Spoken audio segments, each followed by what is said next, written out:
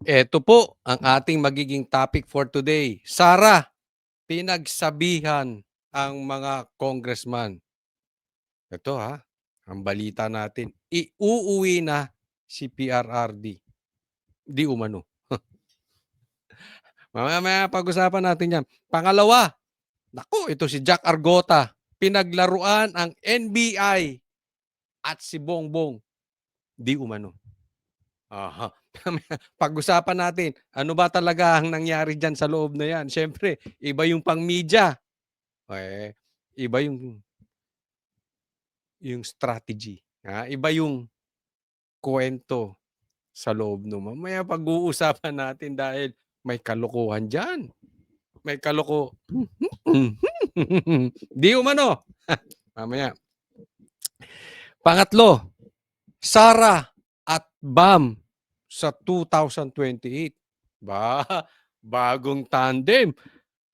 Sara at Bam Aquino, Duterte Aquino sa 2028. Posible ba? Oy, pag-usapan natin 'yan. Pero po tayo ako'y nagpapaalala lang medyo nahinto tayo dahil nagpunta po tayo sa Davao at napakaganda po ng reception natin diyan. Nagpunta tayo diyan sa doon sa tulay na pinagawa ng Duterte na ninanakaw ni Bongbong Marcos, no?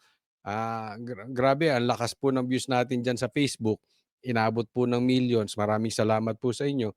At siyempre nagkaroon tayo ng meeting diyan kay Mayor Baste at umattend po tayo ng pagdadalo-dalo dahil tayo nakiramay sa pumanaw na parang tumatayong isa sa pangalawang ama ng Banatero sa si Bong Duterte. Kaya tayo naging busy ah, ng nakaraang araw, mga nakaraang linggo. Pero balik po tayo, kaya po ako nakikiusap sa inyo sa aking pagbabalik muli sa pagbablog dito sa YouTube. Hinto tayo mga 10 days ata. I-like nyo po. Yan konting lambing lang. Oo, para tayo makabalik agad. Like nyo po yan kasi nakakatulong po yan sa algorithm natin kay YouTube. So i-like nyo po agad. And paki-check kung hindi pa po kayo subscriber ng channel ni Coach Oli dito sa YouTube. O paki-check nyo lang. Subscribe po kayo para ganado po tayo makabalik-balik agad, okay? Maraming salamat sa patuloy niyong suporta pero hindi na po natin pagtatagalin. Diretso po tayo agad-agad sa ating topic dahil kay Coach Oli, bida ang balita. Okay, siyempre sisimulan po natin dito kay BP Sara.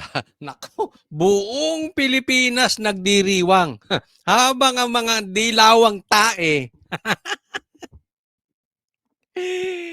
ninenerbiyos, nag-iiyakan na naman ng mga animal. Ay, sa mga dilawan dito, masasaktan po kayo, promise. Kaya kung kayo nanonood dito kay Coach Oli, kayo mga dilawan, kayo mga pinklawan, lumayas kayo dito. Kayo mga kain suka, tatamaan talaga kayo dito kasi talagang nataranta sila dito kay BP Sara. So pag-usapan natin. Eto. Ako si Sara Duterte. Tatakbo bilang Pangulo ng Pilipinas. Yo! Ako si Coach Oli. Tatakbo ng marathon bukas. Uy, abangan ninyo. Pagtakbo ni Coach Oli, abangan po ninyo yan. Pero, this is legit. Okay? Nagdeklara na po si BP Sara bilang tatakbo sa 2028 as President. Ito po. Baka hulugan po ito. Okay, alam ko naman napanood nyo itong kanyang speech. Bigyan natin ng komentaryo. Bakit ito napaka-importante? Alam nyo, marami tayong kakilalang DDS. Talagang gustong-gusto si BP Sara. Actually, 2022 pa lang gusto na siyang tumakbo bilang presidente. 'Di ba? Okay. Pero naudlot ito dahil ipinasok ang Marcos. Punyemas na mga Marcos yan sa buhay. Alam mo, ako talagang inis na ako dito sa mga Marcos na ito. Wala silang naidulot na mabuti sa Pilipinas. Parang nilagay kayo ng kaaway sa Pilipinas para pahirapan ng mga Pilipino. Kayo mga Marcos. Anyway, naudlot. Eto tuloy na. Pero marami sa DDS. Umamin kayo. Including me. Gustong-gusto si Sara pero minsan nagtatampo. Bakit? Kasi paganon-ganon, 'di ba? Tatakbo siya, hindi, tatakbo, hindi, tatakbo, hindi. To the last minute nung 2022 biglang nag-cancel. Ngayon, alam natin tatakbo pero hindi pa rin natin siguradong sigurado. So maraming mga DDS talagang inaantay ito although we know tatakbo ito. Pero siyempre iba yung diniklara baka mamaya hindi na naman tumakbo. Magkalo leche-leche. Oh, 'di ba? So ito, nagdeklara na. Yaan po ang gusto namin sa tatakbo. Alin? Decisive. Panalo tong ginawa ni VP Sara na ito. Nagdesisyon agad. Tinuldukan na yung mga usapin. Bagamat alam natin wala namang nasurpresa dito sa ginawa niya, pero nilinyahan na niya. Eh dito ang mga dekolor, dito yung mga kain tae, dito yung mga kain suka. Itong ginawa ni VP Sara, naglinya siya. Saan ka? Sa kurakot? Sa magnanakaw?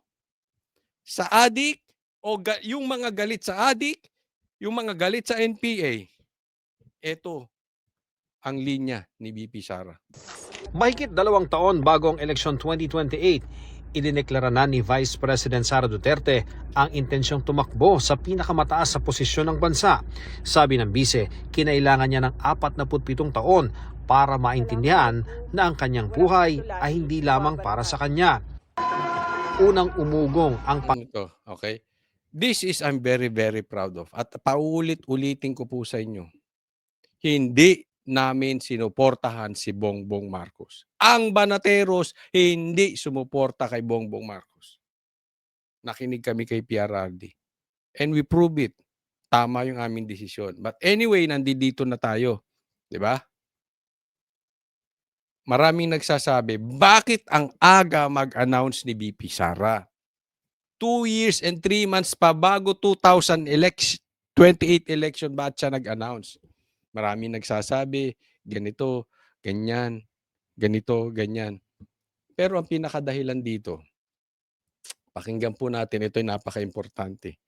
Maraming nagsasabi na yung mga front runner, yung mga nangunguna sa eleksyon, mataas sa survey, tapos unang nag-announce, lahat po talo.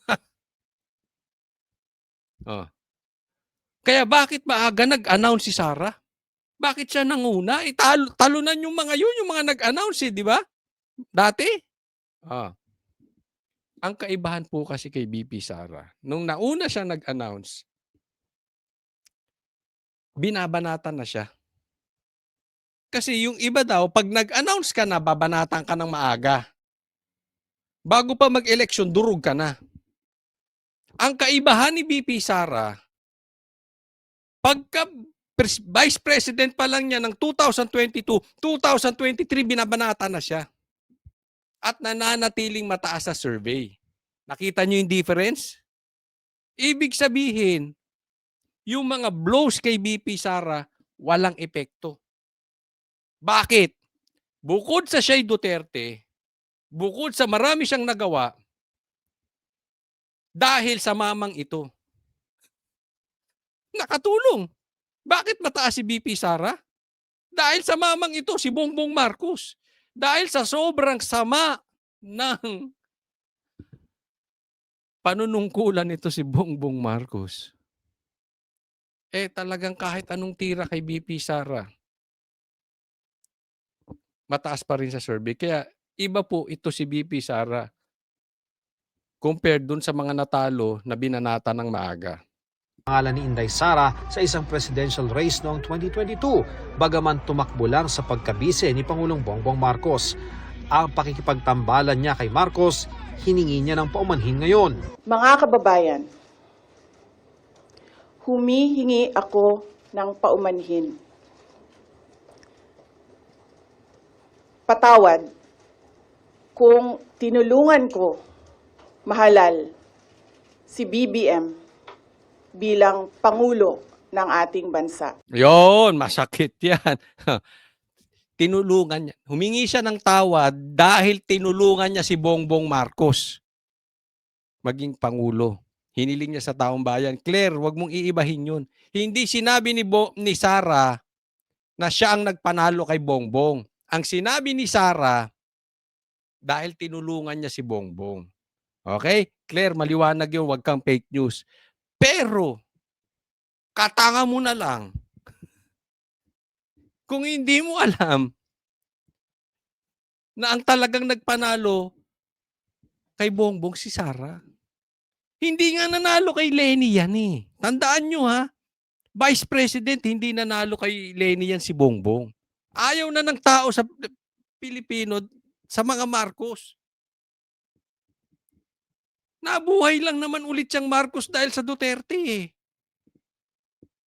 Kaya matibay itong pagsabi niya ng humihingi ako ng tawad sa inyo. Alam niyo po, pinapatawad na namin ikaw, Sara. Kaming hindi sumuporta kay Bongbong.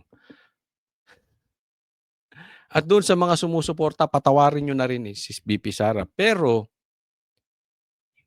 pangalawa niya na to. Alam nyo kung saan siya unang humingi ng tawad? Noong anniversary ng KOJC. Noong siege na sinugod ng 5,000 pulis ang KOJC. Yung binaboy nila ang reliyon ng KOJC nitong mga lintik na mga pulis na ito. Etong mga pulis na ito na nambaboy. Ito sa pangunguna ni Torre. May mga hindi pa nga pulis, pinagsuot ng pulis. Yun ang nakakaasar. Inamin nito ni Torre, pinagsuot niya ng pulis, hindi pulis. Bawal po yun. Nung pumasok si BP Sara doon sa siege, nagalit si Torre. Bakit? Humingi siya ng paumanhin sa KOJC at kay Pastor Kibuloy. Dahil hiningi niya na suportahan si Bongbong Marcos. Doon pa lang, na-realize niya na mali yung ginawa niya. Pero ngayon, inulit niya. Ipinaliwanag ng bise ang umano'y mitsa ng lamat sa pagitan niya at ng dating katandem sa unit team. Sa unang mga buwan ng aming mga termino, nakita ko na ang kawalan ng katapatan ni Bongbong Marcos Jr.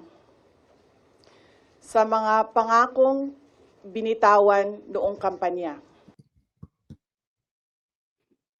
Hindi ka kasi nakinig sa Banateros.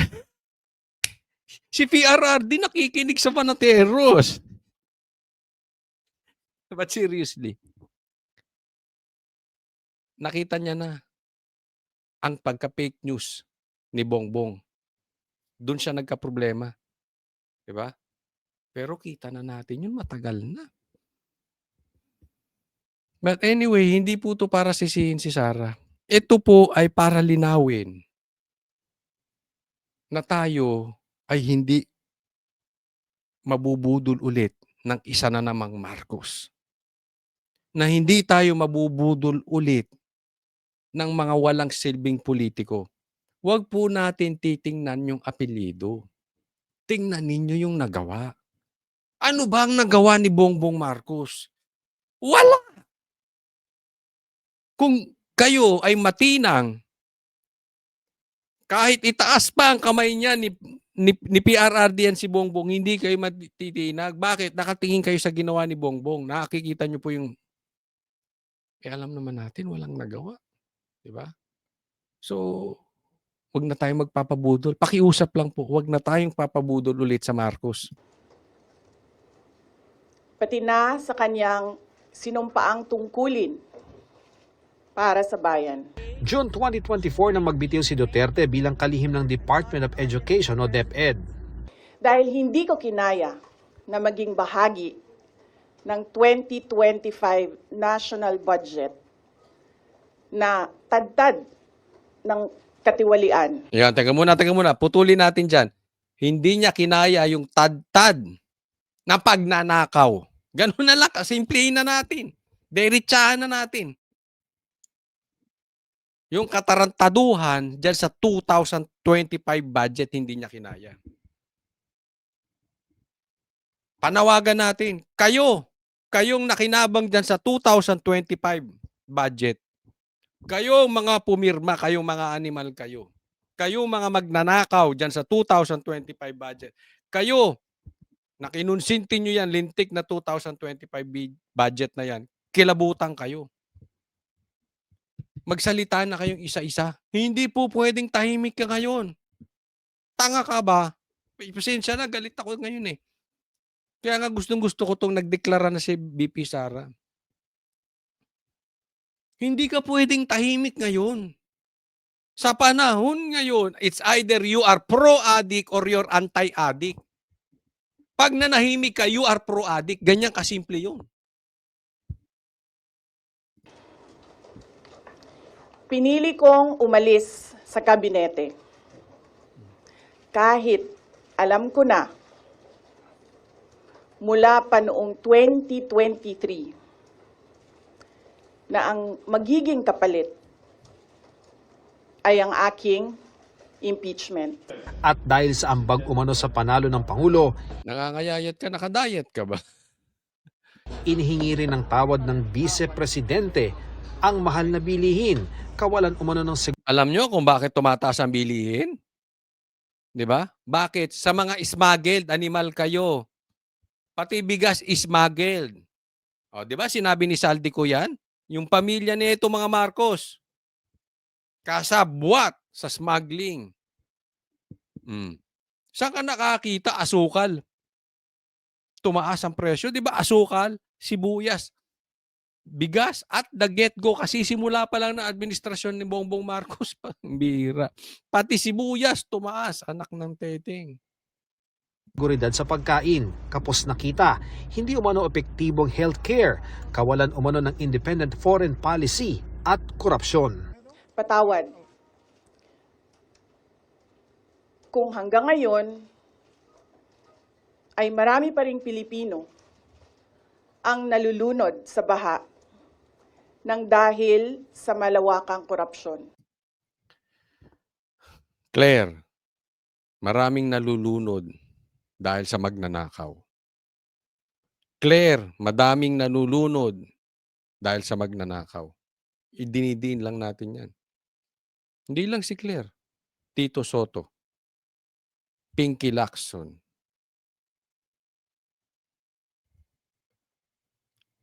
Mga congressman. Romualdez.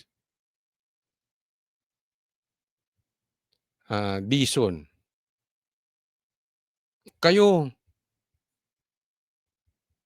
Lahat kayo na hinaharangan nyo ang investigasyon para matukoy kung sino magnanakaw ng ghost projects. Maraming nalulunod. Di ba kayo nakukonsensya? Talaga bang asal animal na kayo? Dito sa Pilipinas, umiiwas ang mga politiko na magdeklara ng maaga ukol sa kanilang mga plano sa eleksyon sa pangambang siraan sila ng mga kalaban sa politika. Pero Yan yung sinasabi natin, iba po yung kay BP Sara. Kasi na-survive niya na. Ang tagal na siyang binabanatan. sabi ni Vice President Sara Duterte, hindi na ang pagsira sa kanyang pangalan ang pinangangambahan niya, kundi ang kinabukasan ng bansa. May takot ako para sa susunod na henerasyon.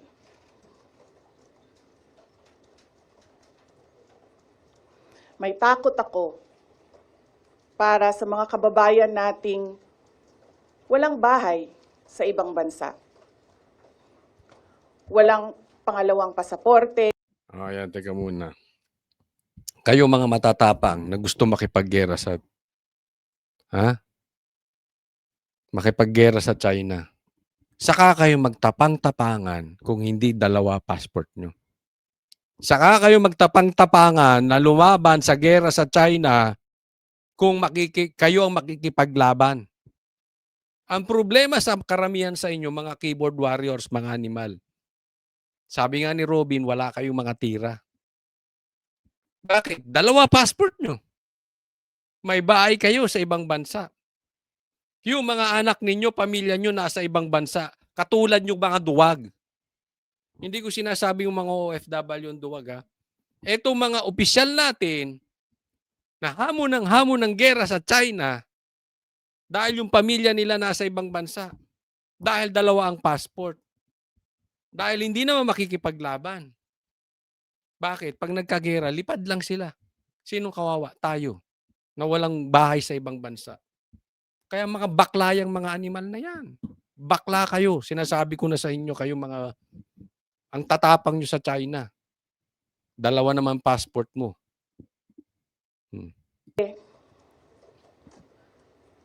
Walang ibang matatakbuhan kundi ang Pilipinas. Kahit ito'y patuloy na nalulugmok sa kahirapan. Hindi raw siya makakaluhod at makakahingi ng tawad sa bawat isa, kaya sa halip, I offer my life, my strength, and my future in the service of our nation. inanunsyo niya ang desisyon sa gitna ng bagong impeachment complaints na kinakaharap niya sa Kamara. At halos 1 linggo bago ang confirmation of charges hearing sa kaso ng amang si dating Pangulong Rodrigo Duterte sa International Criminal Court. Marami mang gustong magtanong sa bise, hindi Yan, teka muna. Ha? Okay, dito simulan natin. Maraming kumu-question. Okay, kay BP Sara, yung timing ng kanyang announcement. Una, masyadong maaga.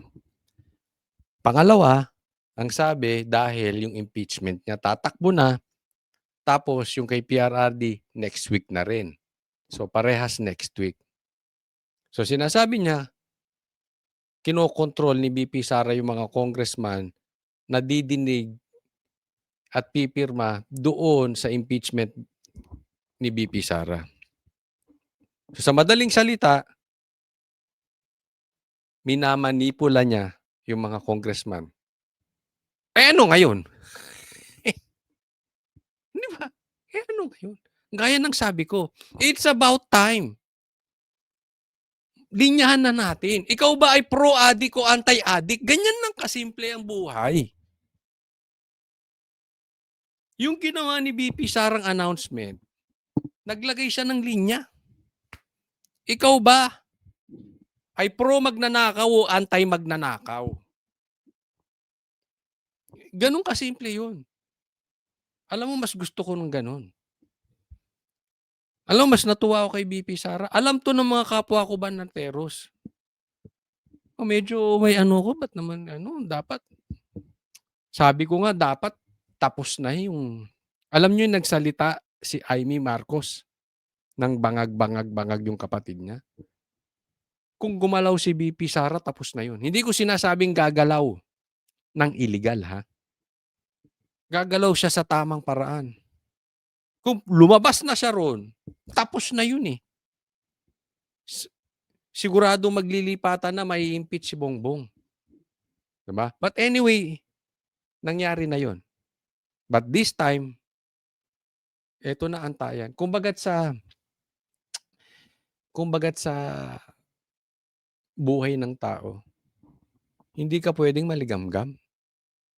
Sinusuka ng Panginoon yung taong maligamgam. Diba? So ngayon, may linya na.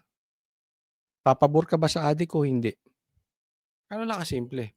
Ngayon, etong ginawa ni BP Sara, I strongly believe, ito ang mag-uuwi kay PRRD. Sooner or later. Bakit? Bukod doon sa impeachment ni BP Sara, yung political maneuvering, maraming lilipat at will disagree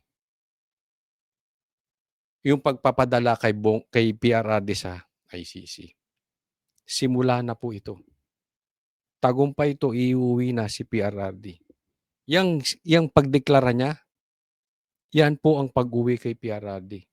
Gaya ni Bam Aquino, mamaya pag-usapan natin, hindi siya pabor na dyan elitis si PRRD sa ICC. Pero mamaya natin pag-uusapan yan.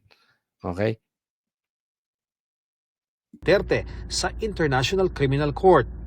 Marami mang gustong magtanong sa bise, hindi mo na yan pinaunlakan kasunod ng anunsyo. First question. Next time na ang question. Okay. Thank you. Okay. Good morning. Iniwan ko kay JC yung Buti, kabuuan ng huwag ka nang sumagot. Para sa GMA Integrated News, Ian Cruz nakatutok, 24 oras. Pero ito, Tugon naman ng Malacanang. Mas maraming isyung dapat ihingi ng tawad si pakinggan Vice nito. President Sara Duterte. Pinayuhan din ito ang publiko na suriin kung ang iboboto sa 2028 ay Manchurian candidate o puppet ng dayuhan. Maikli naman ang mismong reaksyon ng Pangulo. Nakatutok si Ivan Mayrina. Good luck. Ito ang maiksing sagot ng Malacanang nang hinga ng reaksyon sa pagdeklara ni Vice President Sara Duterte. Natatakbo siya sa pagkapangulo sa 2028. Yan din daw mismo ang sabi ng Pangulo nang marinig ang plano ng bise. Can you describe to us how he said that? Ito po ba ay may good luck po kasi na sincere, may good luck na sarcastic? Kapag po kasi nagsasabi si Pangulo ng good luck, nakangiti naman siya eh. Good luck. So, kung sarcastic to o hindi ko masasabi. Kung anong Ano dito, nabalik natin dito. Good luck sa pagdeklara ni VP Sara na tatakbong 2028 as president. Yun lang ang nasabi ni Bongbong Marcos. Good luck. Alam nyo ibig sabihin nun? Duwag si Bongbong Marcos. Duwag. Talagang takbuhin talaga si Bongbong Marcos. Takbuhin. Parang sinabi niya, sige, ang sabihin mo lang doon sa sinabi ni BP Sara na sabi ko, good luck. Tapos ikaw nang bahala, Claire. Animal, tumago na naman sa palda ni itong si Bongbong, tumago na naman sa palda ni Claire.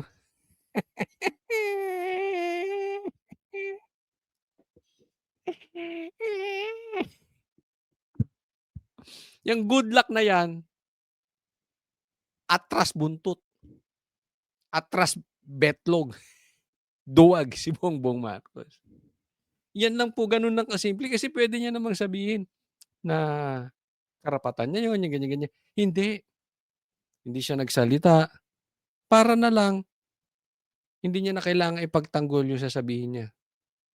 Si Claire na lang ang bahala. Kung sarcastic to o hindi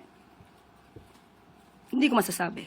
Kung anong igsi ng mga katagang good luck na tugon ng palasyo sa deklarasyon ng bise, ay siya namang haba ng sagot ng palasyo sa paghingi ng paumanhin ng bise sa pagtulong anyang mahalal bilang Pangulo, si BBM. Ang taong bayan ang naghalal kay Pangulong Marcos Jr. Sinabi ba ni Sara na siya naghalal kay Marcos? Ang sabi lang niya, humingi siya ng dispensa dahil tinulungan niya si Bongbong Marcos mahalal. Hindi niya sinabi, ako naghalal kay Bongbong Marcos. Ang tanga niya itong abogado na ito. Paano naging abogado to? Kung ano man po ang natulong niya, pareho naman po sila nagtulungan dahil ito ay unity team. Anong naitulong ni Bongbong Marcos kay Sara? Ang tanga. Hindi nga siya nanalo bilang Vice President kay Lenny. Kaya wag niya pong solohin ang credit kung nanalo man ang Pangulo. Hindi niya sinusolo, tanga. Katanga kasi. Hindi niya sinusolo. Humingi siya ng dispensa doon sa mga taong nagtiwala. Ito konteksto niyan, Claire, para maintindihan mo. Maraming ayaw kay Bongbong Marcos. Una, dahil addict siya. Alam naman to ng buong Pilipinas. Pangalawa, anak siya ng diktador. Alam din to ng buong Pilipinas. Kaya nga sabi ko, hindi siya nanalo kay Lenny. Diba? Humingi siya ng dispensa dahil maraming ayaw kay Bongbong Marcos. Katulad naming Banateros at katulad ng iba. Tapos, ang difference lang ng Banateros, hindi kami sumang-ayon na iboto si Bongbong Marcos. Pero maraming ayaw kay Bongbong Marcos, ibinoto siya because of Sara Duterte. Yun ang konteksto nun. Paminsan kasi, pag galit tayo, yung logic natin, yung talino natin nawawala. Matalino naman to, abogado to eh. Kaya lang siya nagmumukhang tanga kasi inuuna niya yung galit. Hindi po yun ang ibig sabihin ni Sara. Dahil pinagkatiwalaan siya. Halimbawa, may nagbenta sa'yo ng bahay, ng lupa. Dahil kaibigan mo yung nag-ahente sa'yo. Yung pala, peke. Peke yung titulo. Siyempre, hihingi ka ng dispensa doon sa binagbentahan mo. Ganyan din nangyari kay Sara. Peke. Peke yung presidente. Oh. Pero hindi niya sinasabi na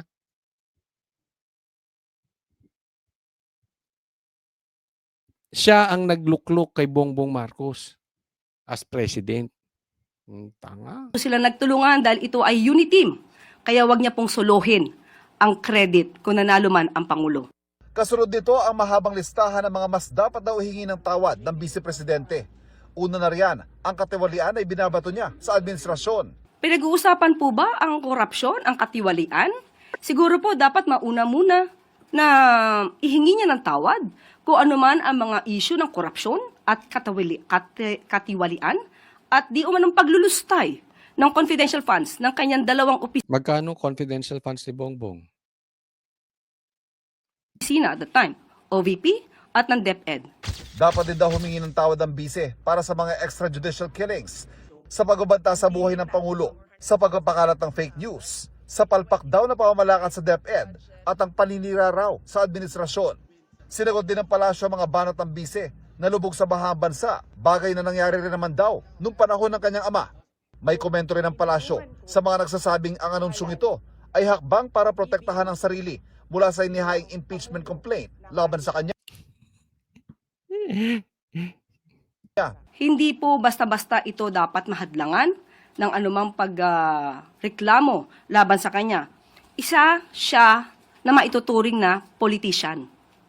Politician na ang iniisip ay ang susunod na eleksyon. Ang iniisip ay yung pansarili na Tanga.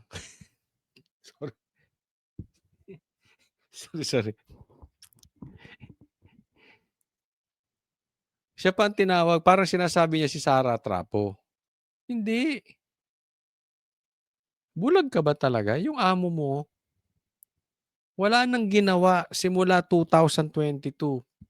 Officially, 2023.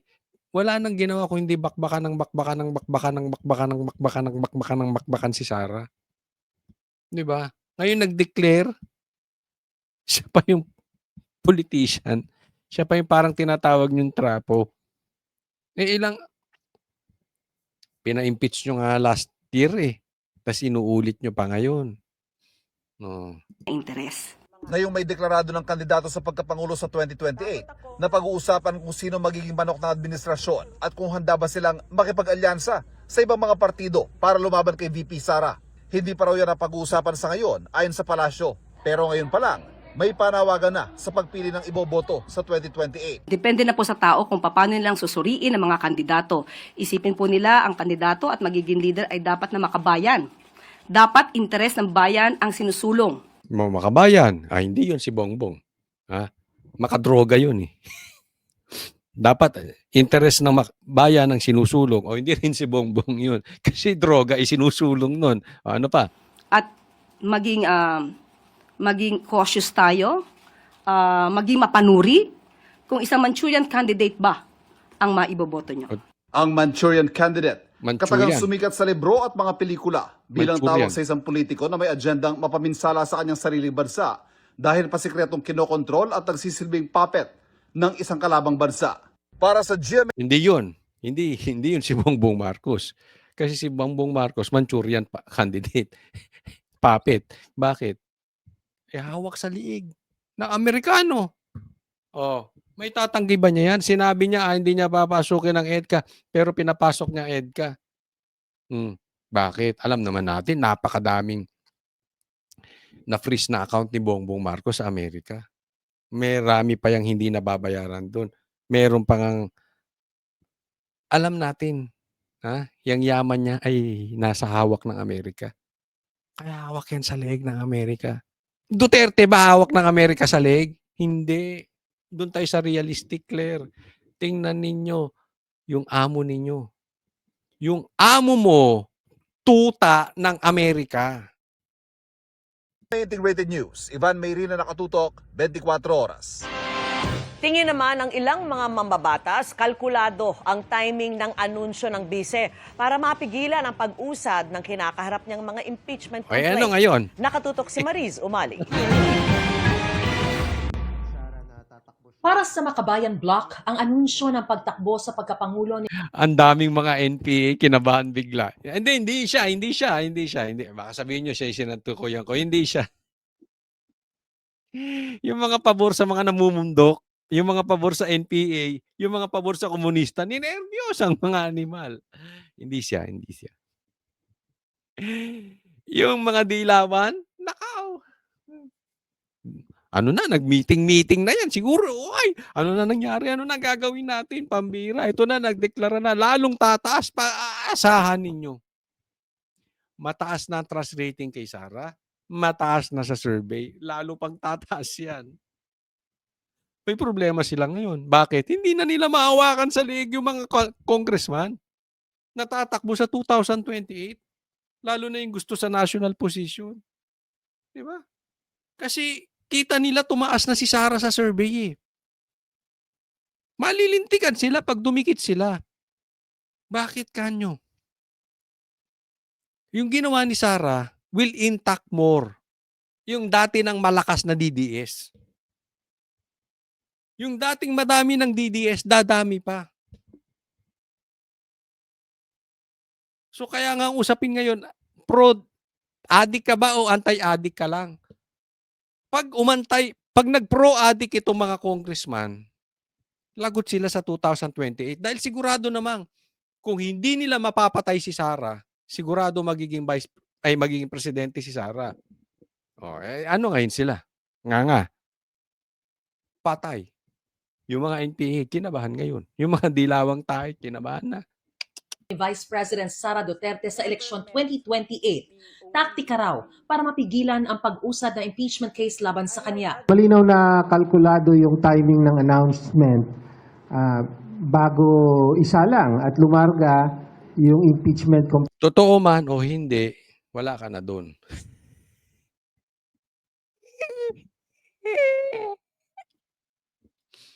Yung mga iiyakin. Naglabasan yung mga iiyakin. complaint laban sa kanya sa Kongreso. No, siguro tingin niya matatakot niya, masisindak niya ang mga kongresista dahil patakbo siyang presidente. Pero makikita natin na dahil napakatibay ng batayan sa kanyang impeachment, hindi ubra yung ganyang mga gimmick at malalantad muli ang kabulukan sa ginawa niya sa confidential fund. Yun. Sige, paniwalaan mo yung sinasabi mo. Sige, paniwalaan mo yan. Alam naman natin na una, walang boses to. Pangalawa, alam naman natin hindi ganyan mag-isip ang mga politiko. Andun sila sa sigurado. Huwag na natin itanggi yan. Pangatlo, alam naman natin walang ebidensya yung mga ibinibintang nyo. So, nagsasalita lang siya to convince the people, pero wala siyang nakukonvince. Ganito yun. Halimbawa, itong mama na to, sinabi niya, alam nyo naman, ako ay bagong ligo. At ako ay pogi. So, kahit sabihin mo na ikaw ay naliligo araw-araw, kahit sabihin mo na pogi ka, walang maniniwala sa'yo, animal. Wala. Niloloko nyo lang yung mga dilawang tae at saka yung mga NPA. Pero in reality, sa likod ng isip nila, tanga, hindi ka talaga pogi. Pero para na lang hindi magmukhang maganda si Sara, sabihin ko na lang pogi ka. Nakukuha nyo po yung analogy? Ganyan ang ginagawa nitong mga dilawan. They are just pretending na totoo yung sinasabi nila, pero walang epekto. Wala. In short, walang bilang. Ito yung attempt nila para i-reframe yung narrative na lahat ng nangyayari ay dahil sa takbo siyang presidente. May 3 impeachment complaint na hawak na ngayon. Ang tanggapan ni Yari yung mga child abuser.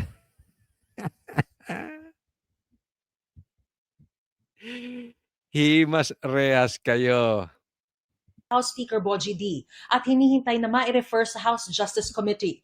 Kabilang sa reklamo ang Alam mo, issue ng maanomalya umanong paggamit ng confidential funds ng OVP at DepEd. Umano'y panunuhol sa mga opisyal ng DepEd.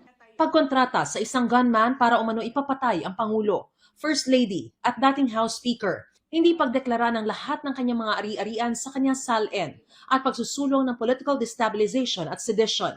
Bagamat naniniwalang hindi makakaapekto sa paggulong ng reklamo ang anunsyo ng Vice Presidente, naniniwala si Senior Deputy Minority Leader Lawrence Defensor na may epekto ito sa pagpapasya ng mga mambabatas sa kahihinatnan na reklamo.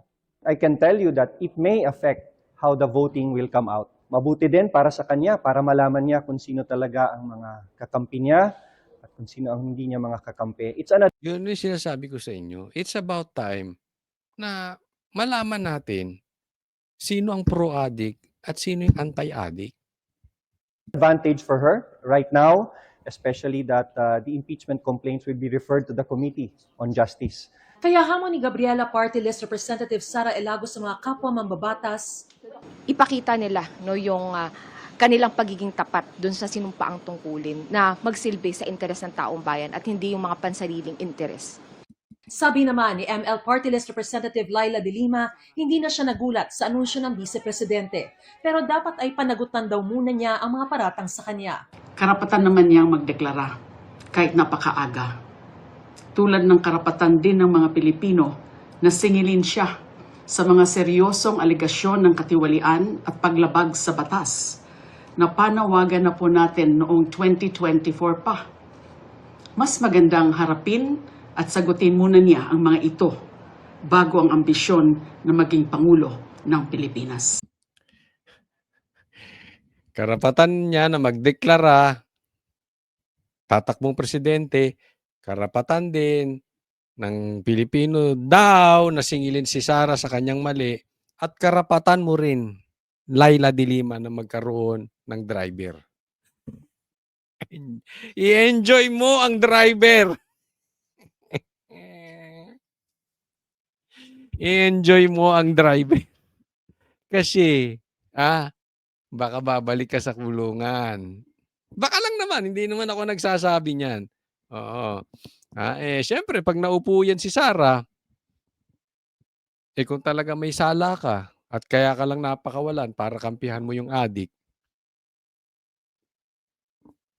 pag naupo yan, yun talagang kasalanan mo, kailangan mong panagutan. So ako, masasabi ko lang, enjoy mo na yung freedom mo.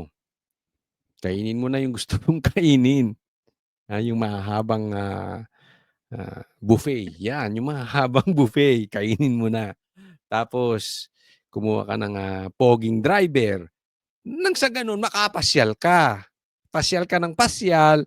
Kasi pagka nakakulong ka na, hindi ka makakapasyal. So, kumuha ka. Pero siyempre, masarap yung driver na pogi. At saka may sarap din yung may driver ka, 'di ba? Para hindi ikaw nagda-drive. So kuha ka ng poging driver, syempre para presentable naman pag namasyal ka, yung nakaalalay sa iyo. Enjoy life. While you can. Pero may hirit si Senior Deputy Minority Leader Representative Edgar Erice. Kapag kinonvict si VP Sara, magagalit yung kanyang supporters, which is about 30+% ngayon, baka mag-gather pa ng public sympathy, baka kahit sinong Duterte ang lumaban, manalo. May hanggang Alam mo, yan yung sinasabi ko. Teka muna, huwag ka muna ito yung sinasabi natin. Tatandaan po natin. Paulit-ulit ko itong sinasabi. Pilit nilang pinapatanggal si Sara. Alam mo, ang problema talaga, si Bongbong. Una, inutil na leader. Pangalawa, yung korupsyon, hinayaan niya or kasali siya sa korupsyon. So, hindi lang ito dahil malakas ang Duterte. Yes, partly malakas talaga ang Duterte. Pero alam nyo, kahit ma-impeach nyo si Sara, kahit sinong Duterte tumayo, kahit si Kitty, Iboboto na ng tao. Bakit? Dahil ayaw na ng taong bayan sa kalidad ng leadership ni Bongbong Marcos. Dahil ang dami ng nalunod. Naiintindihan niyo po ang punto? Kaya kahit anong gawin niyo kay Sara, kahit patayin niyo si Sara na sana naman hindi kayo magtagumpay dahil alam ko isa yan sa plano ninyo, di umano. Maraming uusbong. Ang problema po ay hindi si Sara. Ang problema po si Bongbong Marcos. Inutil yung leader nyo. Baka kahit sinong Duterte ang lumaban, manalo. May hanggang March 2 si House Speaker Bogie D para maisama sa order of business ng House Plenary ang mga impeachment complaints laban kay Vice President Sara Duterte.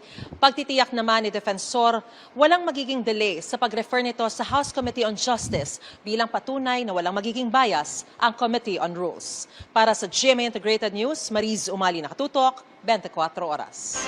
Matapos magdeklara ng kandidatura si Vice President Sara Duterte para sa pagkapangulo sa 2028, itinutulak na ni PDP Laban President at Senador Robin Hood Padilla ang tambalang Duterte at Senadora Amy Marcos. Ang iba pang mga political parties, wala pa raw na pag-uusapang pambato. Nakatutok si Mav Gonzalez. Kung malino na ang plano ni Vice President Sara Duterte na tatakbo siya sa pagkapangulo sa election 2028, ang tinatawag ni Senadora Risa Hontiveros na oposisyon, posibleng sa katapusan pa ng taon ang pinakamaagang makapagpasya kung sino ang magiging pambato. Sa ngayon, 2026, nakatutok ang mga reform-minded at opposition forces sa pagbubuo ng mas mahigpit pang pagkakaisa. Una sa lahat, Risa Hontiveros, tigil-tigilan mo yung kagagamit mo ng oposisyon. Paano kayo magiging oposisyon? Gusto nyo makitandem sa gobyerno. Paano kayo magiging oposisyon ni hindi nyo nga silipin yung ghost projects ng gobyerno? Lahat ng sabihin ng magpinsang magnanakaw, oo kayo ng oo. Tahimik kayo. Paano ka naging oposisyon? Mahina na talaga utak nito si Risa. Para pumili ng aming mga kandidato, whether by the end of the year or first quarter of next year. Ako muna ito lang ha. Pipili daw sila ng kandidato. End of the year or maybe next year. Okay. Alam mo ako sa totoo lang, gusto kong tumakbo tong presidente or vice president. Bakit? Siguradong talo. Oh, pustahan tayo. Siguradong talo. Alam mo makikinabang pag ginawa nyo tong kandidato ng presidente or vice president. Siya lang. Magkakapera siya eh. Magkakapera. Papayuhan ko kayo mabuti. Bagamat gusto ko siyang tumakbo para sure win na si Sara, pero kahit naman sino na ang tumakbo, sure win eh.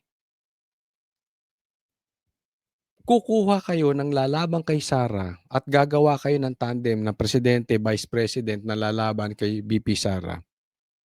Kumuha na kayo, eto pakinggan yung mabuti. Kumuha kayo ng may ambag. Yung makakatulong sa inyo.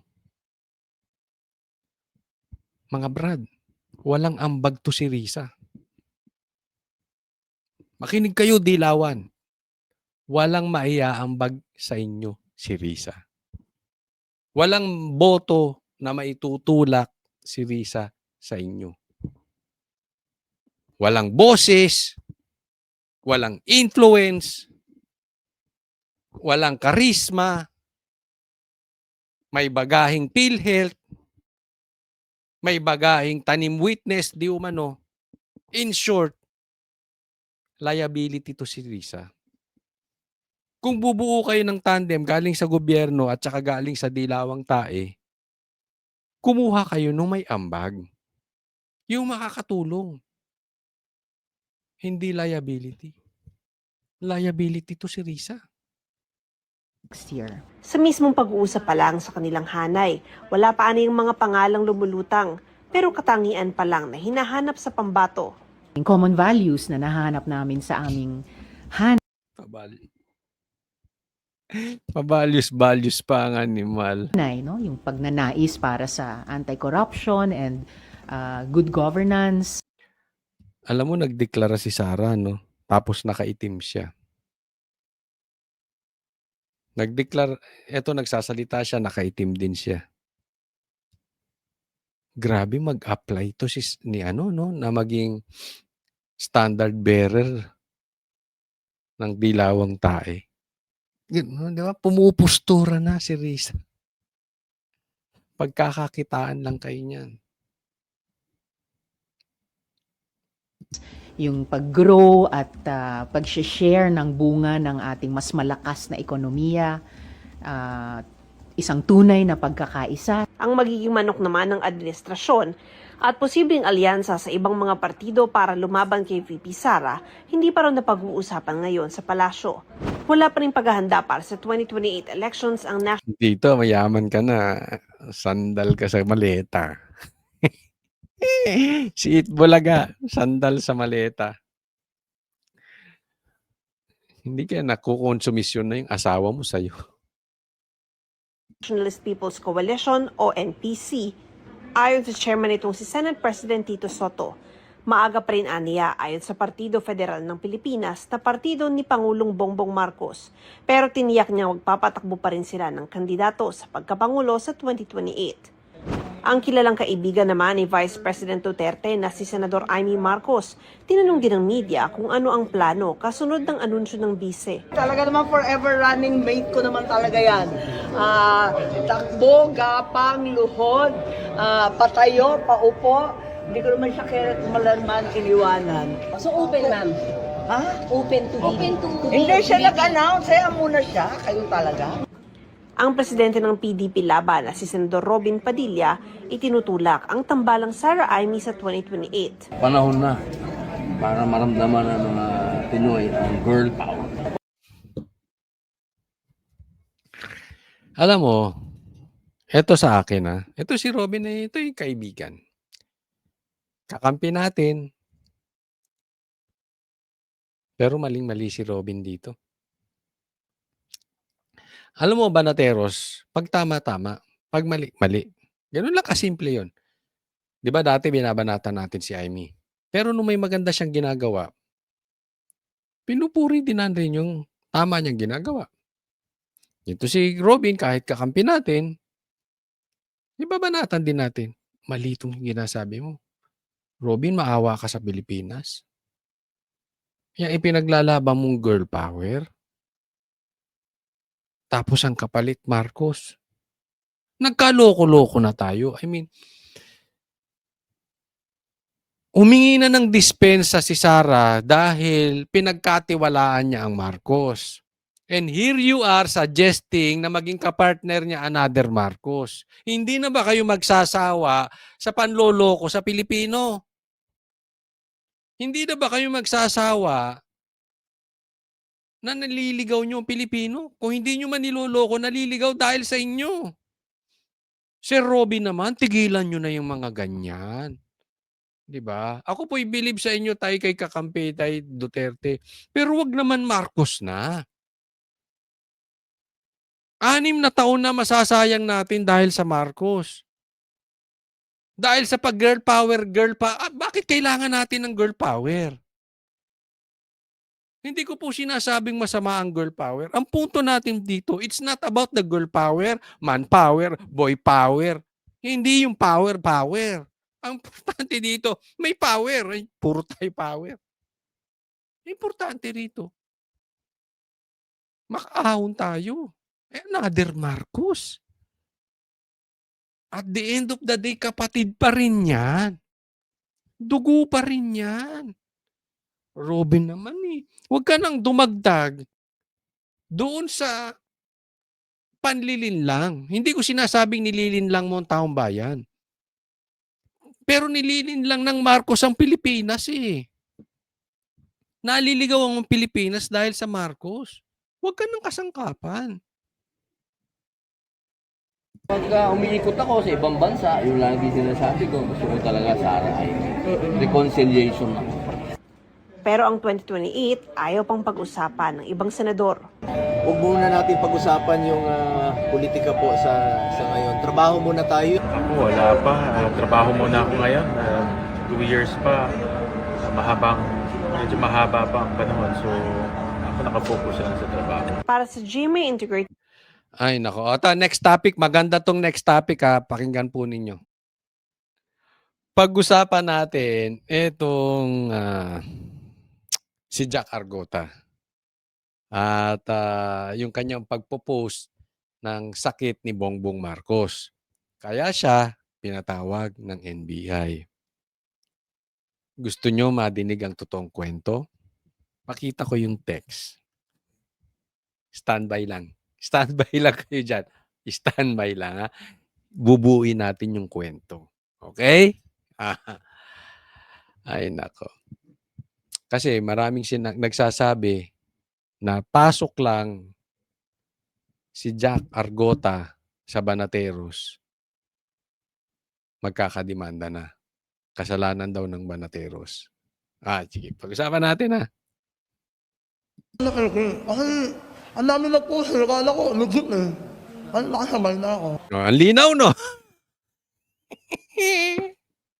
Naintindihan niyo si Jack? Si Sir Jack. Hindi, kaibigan natin yan. Actually, nung gabi, nag-buffet pa kami. Sabi niya, boss, uwi ta ako ng maaga kasi meron pa akong NBI. No? So, gusto nga namin siyang samahan, pero sabi niya, kaya niya na yan. Okay, so kaibigan, kaya kung binibiro ko siya nung pagkabingot niya, tanggap niya yun. Sa amin, biruan talaga namin yan. Ha? So, hindi po natin ino-offend. Sa katunayan, natutuwa nga kami sa kanya. Engagement, gano'n. Mismong ang content creator na si Jack Argota o kilala rin bilang Sir Jack ang nagsabi, for the views lang ang ipinost niyang medical certificate umano ni Pangulong Bongbong Marcos. Kasi ano yun eh, nila-enhance ko lang kayo ChatGPT. So, kung ano lumabas doon, pinost ko na lang. Tawa-tawa pa ang social media personality nang dumating kanina sa tanggapan ng NBI. Ito muna pag-usapan natin. Okay? Sabi kasi nila, napasok lang si Jack sa Banateros, puro demanda na. Ang masasabi ko dyan, una, buti nga sa'yo. Kaya ito ipinasok dahil lahat nung sinasabi, pati nga sinasabi namin eh, pati sinasabi ng Banateros na hindi naman sinabi ni Banatbay, si Banatbay ang nadidemanda. Kaya ipinasok, si Banatbay nagpasok dito eh. Kaya niya pinasok yan, para siya naman na mademanda. Buti nga sa'yo. Pero kidding aside,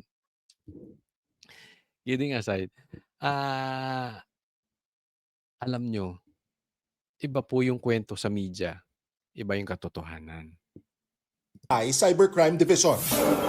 Ano lang? Pinasabi na ng NBI si Argota dahil sa pagpapakalat ng peking medical records ni PBBM. Ayon kay NBI Director Lito Magno, layo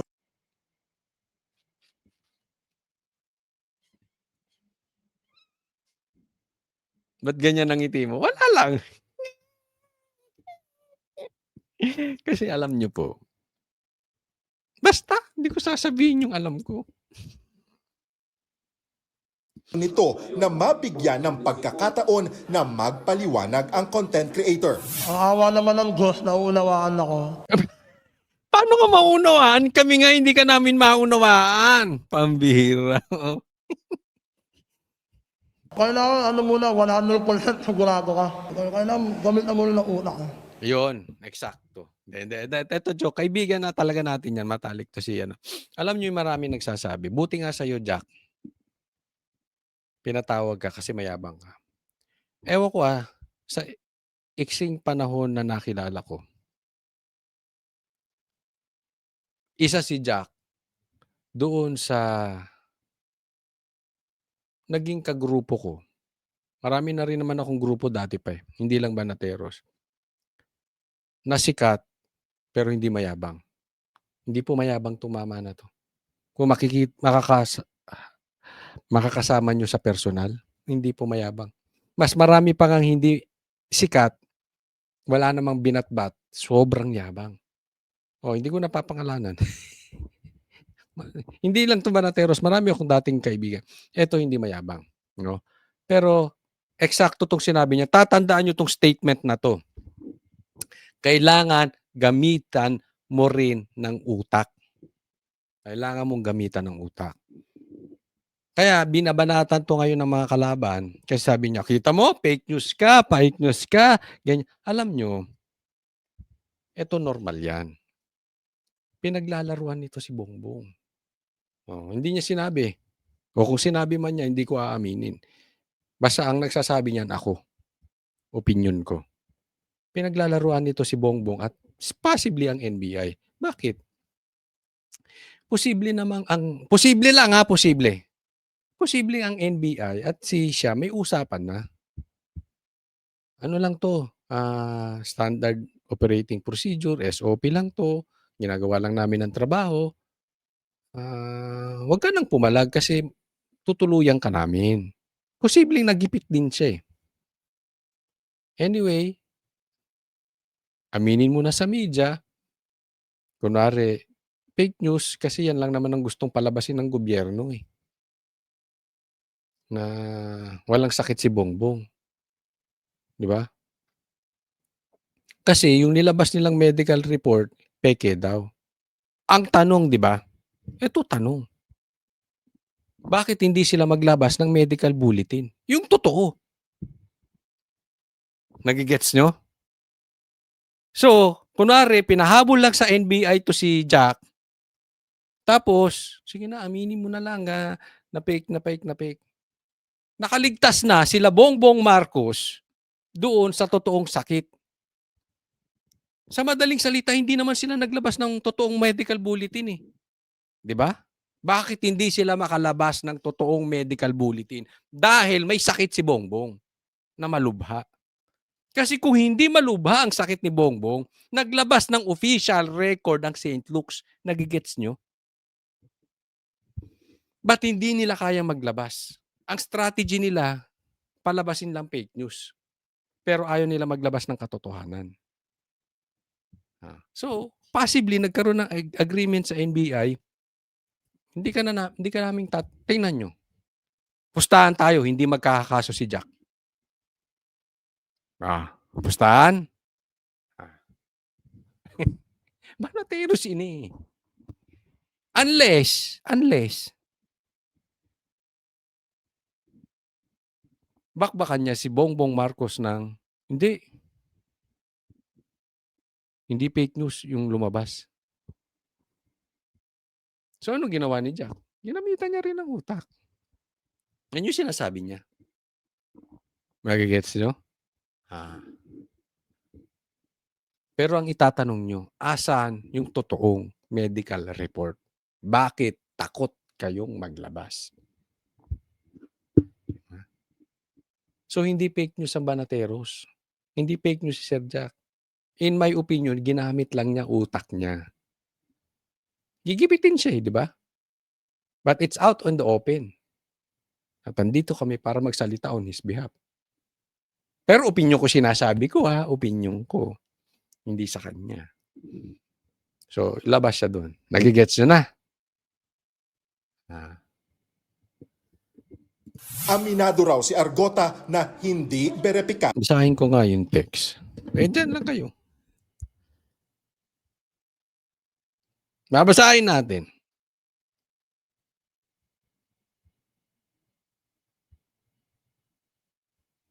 Diyan lang, huwag kayong aalis. Babasahin natin.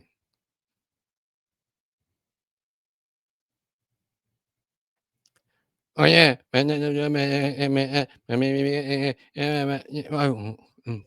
Pati yung text niya mo medyo nga dami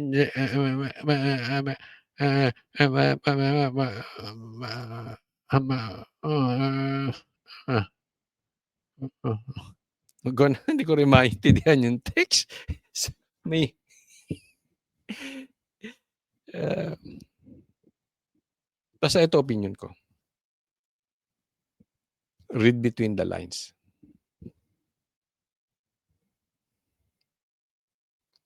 Alam namin ang totoo. Ang pinakalat niyang medical record ng Pangulo. Kahit kabado, handa raw harapin ni Argota ang NBI dahil wala naman daw siyang masamang intensyon. Umamin ang social media personality sa kanyang pagkakamali pero wala daw siyang pinagsisisihan. Kung nakakaalam sila sa akin, alam naman nila na napapatawa lang ako. Nauna nang sinampahan ng cyber libel complaint ng NBI ang ilang personalidad gaya nina Eric Celis at Jay Sonza. Ito yung sinasabi nila. Banateros, humanda kayo, next na kayo. Kasi sinimulan si Eric, si Jay Sonza, iniisa na. Ito puro taga-SME na ito. Diba? Ang SME na kasi hindi bakla. Tandaan nyo, hindi duwag ang SME. Hindi kami pasahod ng mga magnanakaw. Kaya pansin nyo, si Eric, si Jay Sonza, tapos ngayon si dati si Banat Bay, ngayon si Jack Argota. Puro SME na, di ba? Okay lang yun. Bakit? Nauna na yung puno natin. Sino? Si PRRD. Kinulong na rin si Pastor Kibuloy. Ganyan naman eh. Pag hindi ka nila kayang hawakan sa liig, sigipitin ka. Pero okay lang yun. Part of yan eh. Diba? Pero tatandaan ninyo, hindi kami mukhang pera mga animal. Hindi kami katulad ng ibang media, mainstream media. Bumabaluktot dahil pera-pera. Yung iba dyan, pag-aari pa nung hari ng buhaya. Na itinuro ni Argota na pasimuno raw ng lahat. Paglilinaw ng NBI walang masama sa pagbatiko sa gobyerno o magpahayag ng saloobin sa social media. Pero paalala ng ahensya, dapat nasa lugar pa rin at walang nilalabag na batas. Again, ang basehan. Tama naman ang NBI doon. Dapat may facts. Kaya lang, ang tanong ko sa media, sana tinanong nyo na. Sir Jack, bakit hindi nyo tinanong asan yung medical report, yung totoo? Kung may peke, bakit asan ang totoo? Sana nagtanong na ng mainstream media ng ganun. Is yung kung ano ang i-share mo. Ang nakalagay po kasi may mga data privacy yan, may unauthorized or alleged fake news. Wala pang formal na kaso kay Argota habang iniimbestigahan pa ito ng NBI. Hindi nakakasuhan yan. Kung meron man, hindi na patungkol dyan. Kasi nga, bakit? Pinaglaruan niya na si Bongbong. Ginamit niya na utak niya. Pusta? Nagsorry na rin ang content creator at inaming nadala lang siya ng emosyon. Mensahe pa ni Argota sa Pangulo. Para kay Marcos, masasabi ko lang sa kanya, kagaling ka, palakas ka, nakusunod na mino mo, huwag ka muna mamamatay. No, bakit? Bagamat maraming gusto nang mamatay si Bongbong, tayo naman ayaw natin siya talagang mamatay. Kasi ako sa akin lang personally, ang sa akin, ang buhay ng tao ay nasa kami ng Diyos, wala sa atin. So ako personally, masama man, mabuti, ayaw ko mamatay. Pag gusto na naman ng Diyos mamatay siya, di saka siya mamatay. Diba? Wala sa akin yun. Pero ang stand ng Banateros patungkol kay Marcos, ayaw din naman niya mamatay. Kasi gusto ng Banateros pagdusahan ni Marcos yung kasalanan niya. Di ba? So, yun lang. Nagbabalik. Next topic po tayo. Eto, pag-usapan natin na may nadidinig po tayo na Sara at Bam Aquino sa 2028. Uy! Matindi yan. Duterte Aquino? Kung merong Duterte Marcos before, ngayon Duterte Aquino, usapan natin yan. Nakakulong si dating Pangulong Rodrigo Duterte sa The Hague, Netherlands. Posible ring arestuhin ang ayon sa International Criminal Court o ICC ay mga co-perpetrators o kasabwat sa madugong Duterte drug war. Kung si Senator Bam Aquino raw ang tatanungin, kung tutuusin ay dito dapat sa Pilipinas ginagawa ang mga pagilitis sa kanila. Sangayon din naman ako talaga sa sinabi nito si Bam Aquino na hindi dapat tayo hawak sa liig ng ibang bansa. Ang problema sa atin, ito si Bongbong Marcos at saka mga dilawang tae na mga kasamahan mo, Bam Aquino, kain suka. Diba? Sinuka nila si Bongbong Marcos. Tapos, hawak sa liig ng Amerikano. Hawak pa sa liig ng ICC ng ibang bansa. Lalo't nandito rin naman sa bansa ang mga biktima. Maganda raw na dito mangyari ang paghahanap ng hustisya, pero giniit din ni Aquino na nirerespeto niya ang proseso ng ICC.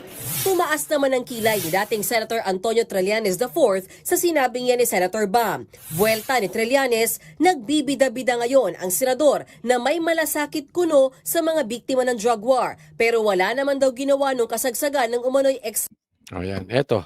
Nagbibida-bida raw si Bam Aquino, sabi ni Trillanes. Eto, panawagan ulit sa Dilaw. Kung meron kayong kukuhaning kasama nyo, yung may ambag.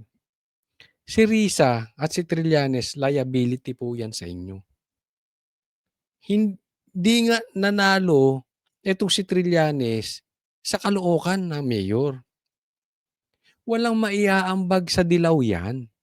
Walang maiaambag sa pink. Kung ano man ang kulay na gusto nyong gawin, kayo mga nandya dyan, walang maiaambag si Risa at saka si Trillanes sa inyo. Ba't hinahayaan nyo magsalita yung ganyan? Si Bam, kahit ayaw natin sa kanya, alam nyo, Aquino pa rin. May hatak yan.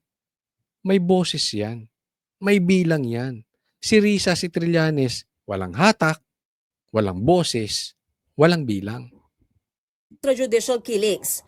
Tanong pa ni Trillanes kung totoong naniniwala si Senator Aquino na sa Pilipinas dapat litisin ang mga EJK cases, kinasuhan niya ba si dating Pangulong Duterte at iba pa nitong kasabwat noong panahon ng war on drugs? Dagdag pa ng dating senador, nagpapapogi lang ba sa Duterte supporter sa Senator Bam kapalit ng mga nagsasakripisyo? Insensitive daw yan at napaka-unfair.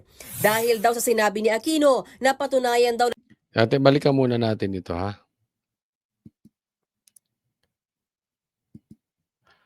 Nagpapapogi daw, hindi kinumpleto nung News 5 eh. Nagpapapogi lang sa mga DDS yan. Hindi nyo ba naisip? Pwede ring Duterte, Bam Aquino, di ba? Malakas yan. For sure. Pag nagkaroon ng Duterte, Aquino, may problema ang Marcos. Hindi ko sinasabing sang-ayon ako. Pero ang sinasabi ko lang dito, posible. Diba? Sa katunayan, ayoko ng Duterte Aquino. Ayoko yan. Kasi sa tingin ko, kaya namang manalo ni Sara ng walang Aquino. Pero, pumupostura din ng Bam sa Duterte, ha? Tatandaan natin, isa sa malaking problema natin, Marcos, para tuluyan na matigbak yan. Pero ako, ibang gusto kong katandem ni VP Sara. Hindi si Robin, hindi si Amy. Saka ko na ilalabas sa tamang panahon. Dahil daw sa sinabi ni Aquino, napatunayan daw na nagsasabi ng totoo si Trillanes sa pahayag niyang hindi raw isusuko ni dating VP Leni Robredo si Duterte sa The Hague. Nabash pa nga raw siya noon ng supporters sina Aquino at Robredo. Ganito rin ang naging sentimiento ni dating Commission and Audit Commissioner Heidi Mendoza. Giit niya, ignorante ang senador kung bakit may ICC. Malamang daw, hindi kayang tumaya ng mga biktima ng EJK kung dating Pangulo ng Pilipinas ang kalaban. Masyado raw insensitive ang... Alam mo, kita mo, ginugulo kayo ni Trillanes. Binabanatan ni Trillanes si Leni. Dahil ayaw daw isuko ni Leni ang PRRD sa ICC. Bakit kayo ginugulo? Ang malakas sa inyo, yung Leni tsaka Bam. Let's accept it. Hindi si Trillanes, hindi si Heidi Mendoza. Mga walang boses yan. Hindi si Risa Ontiveros. Ilabas nyo sa picture pagkakakitaan lang kayo ng mga yan. Ang senador, madali raw sabihin yung ideal, lalo na kung hindi naman daw kasama sa laban. Ilang beses sinubukang kuhanan ng pahayag ng News 5 si Senator Bam Aquino. Sir, could you get your comment kay Senator Trillanes lang? Unfair daw yung sinabi ninyo na dapat dito litisin. We're going to mass. Answer it. We have a statement already. On time, sir. Reaction, sir. We have a statement already. Bakit unfair kung si PRRD dito lilitisin? Una, Pilipino. Pangalawa, dapat dumaan sa due process. Sige, kung gusto nyo padala sa dahig talaga, dapat padaanin muna sa due process sa Pilipinas. Ikinidnap lang, basta-basta, itong si PRRD papuntang dahig.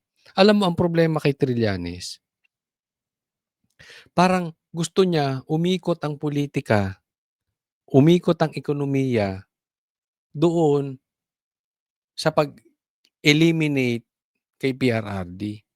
Hindi po iikot ang sikmura ng taong bayan. Hindi po magkakatrabaho ang taong bayan. Hindi po gaganda ang ekonomiya natin. Hindi gaganda ang politika natin. Doon lang sa pagpapatala nyo kay PRRD sa dahig.